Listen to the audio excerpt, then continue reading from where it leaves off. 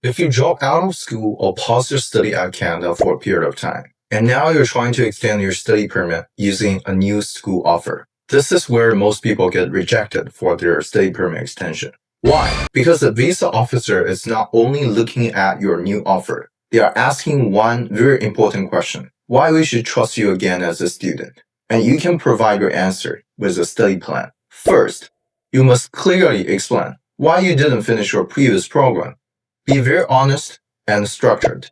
In your study plan, you should talk about which courses were the most challenging during your previous program, what went wrong academically, whether the program didn't match your interests and strengths. And more importantly, you show that you have considered and reflected the situation very well.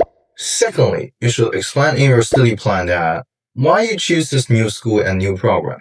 In this part, you should not only mention I like the major. You should talk about what this program offers, how this program is different from what you have studied, so why it fit you better compared to the previous program. Try to make the study plan sound like a well-thought decision instead of a random switch. Third, you have to show in your study plan what you have done during this gap period. So this is very important. You can talk about you have spent some time learning English to improve your language skills. You can also talk about you probably take online courses or you probably learn new knowledge related to your new program. So the key message here is you didn't waste your time. You have been preparing for the new program. So fourth, you should clearly explain your career plan after graduation. So the visa officer wants to say that your education has a purpose and you have a realistic plans after graduation. You can talk about what industry you want to get in and what kind of role that you want to take in the future. So especially when you mention about you want to go back to your home countries, you should have a logic and realistic plan. And finally, you should answer in your study plan, what if you face the difficulty again? A lot of students ignore this in their study plan, but this matters. You can say how you want to get help from